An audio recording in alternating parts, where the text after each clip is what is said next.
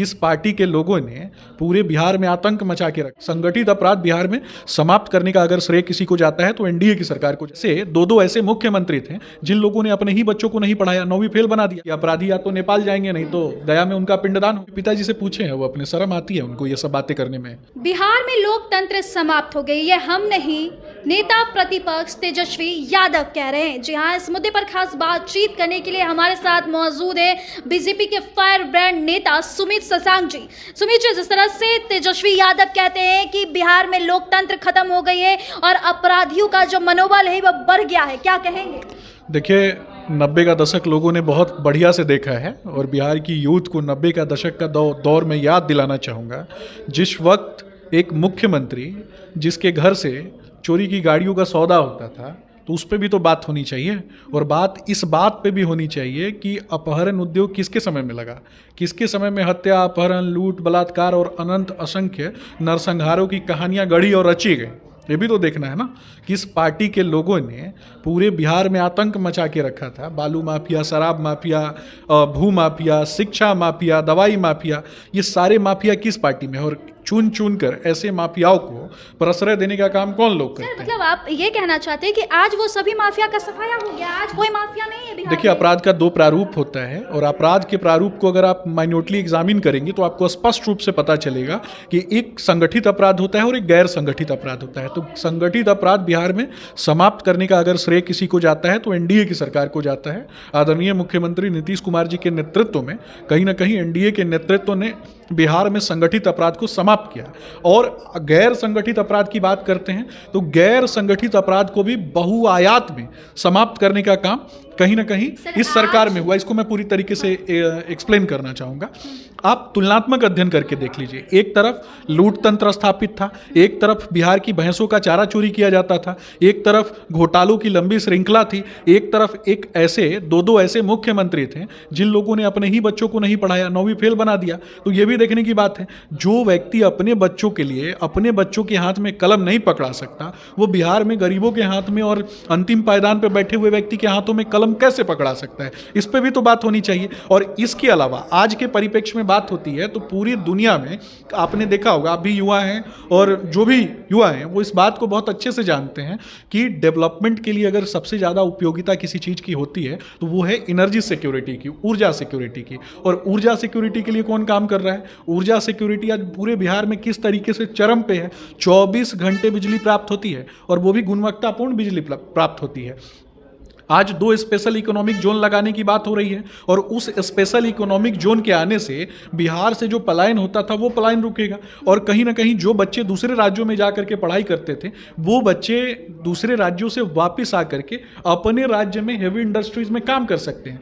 पहले हमेशा लघु एवं कुटीर उद्योगों की बात होती थी, लेकिन आज हेवी इंडस्ट्रीज की बात हो रही है क्योंकि ऊर्जा है। तो इसके लिए लगातार हम काम कर रहे हैं। लालू जी ने पूरे बिहार को गड्ढों में भर दिया था और स्पष्ट रूप से तेजस्वी जी या फिर उनकी पूरी पार्टी के लोगों ने एक तरीके से लूट तंत्र स्थापित करके रखा। सर, आज भी देखा जाए तो बिहार में आए दिन हत्याएं, आए दिन लूट घटना, लोग डकैती करते हैं। अगर बैंकों की बात करें तो आए दिन बैंक में डकैती हो रही है, लूट की घटना को अंजाम दिया जा रहा है और चोरों का भी मनोबल लगातार बढ़ रहा है। आए दिन कहीं सुन रहे हैं कि ज्वेलरी शॉप में लूट कर चले गए, कई ज्वेलरी लेकर चले गए। तो इस पर अंकुश लगाने को लेकर क्या आप लोगों के क्या विचार है और कब तक बिहार में इस तरह की लूट, डकैती, अपराध, मर्डर ये कब तक देखने को मिलेगा लोगों को? देखिए, मेरा स्पष्ट रूप से मानना है कि आज सबसे पहले तो मैं धन्यवाद देना चाहता हूं आप जैसे युवा पत्रकारों को और खास करके सोशल मीडिया प्लेटफॉर्म पे जिस तरीके की सजगता है। पहले क्या था कि चीज़ें लोगों के संज्ञान में नहीं आती थी, अपराध का स्तर इससे कई गुना ज़्यादा था,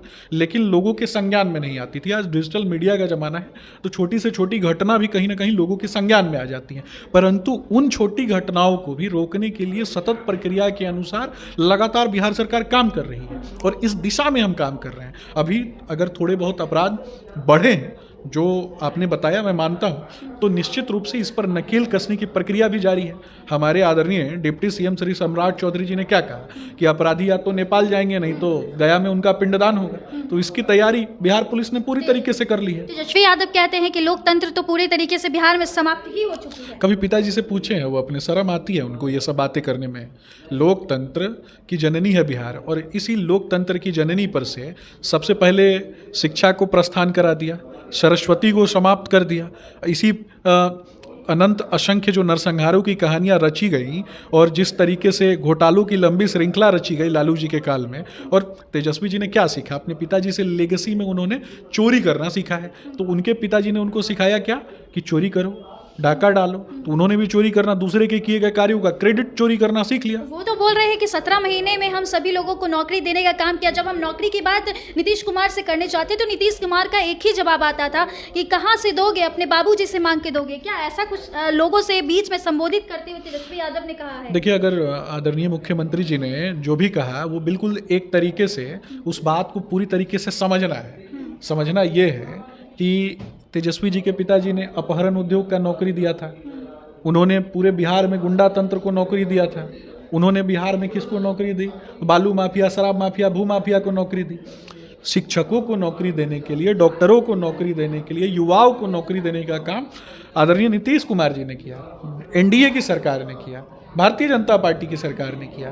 तो तेजस्वी जी ने सोचा कि क्या करना है, तो क्रेडिट चोरी कर लेना है। विकास का रास्ता और विनाश का रास्ता, तो लालू जी को स्पष्ट रूप से पता था 90 के दशक में कि विकास के रास्ते पे चलेंगे तो वोट बैंक नहीं बना सकते। तो जातीय विनाश का रास्ता उन्होंने अपनाया। सवर्णों का नरसंहार हुआ, ओबीसी के साथ लूटपाट हुई, लूटपाट की घटनाएं हुई, फिरौती, रंगदारी, ये ओबीसी वर्ग को हमेशा से झेलना पड़ा। और एससी एसटी और खास करके समाज के अंतिम पायदान पर रहने हुए वाले लोगों पर झूठा आरोप प्रत्यारोप लगा और उनको अपराधी बनाने का काम इन लोगों ने किया। अपराध तंत्र को विकसित किया और समाज में एक ऐसा विरोधाभास प्रकट किया जिसमें जातीय उन्माद पूरे समाज में फैलता रहा। आज पूरा बिहार समझ चुका है, क्योंकि युवा बाहर गए, पढ़ाई लिखाई किए, घर आकर के उन्होंने अपने परिवार के लोगों को समझाया कि जो व्यक्ति अपनी जाति का नहीं है, अपने समाज का नहीं है, जिसका मुखिया अपने भाई का नहीं है, तो वो किसके हो सकते हैं। चलिए, तो आपने सुना कि क्या कुछ कह रहे बीजेपी के फायर ब्रांड नेता सुमित शशांक जी। आपको क्या लगता है, आपकी क्या क्यूरीज है? हमें कमेंट बॉक्स में अपनी प्रतिक्रिया दे सकते हैं और ऐसी देश दुनिया की तमाम खबरों के लिए हमारे चैनल के साथ बने रहे। बहुत बहुत धन्यवाद।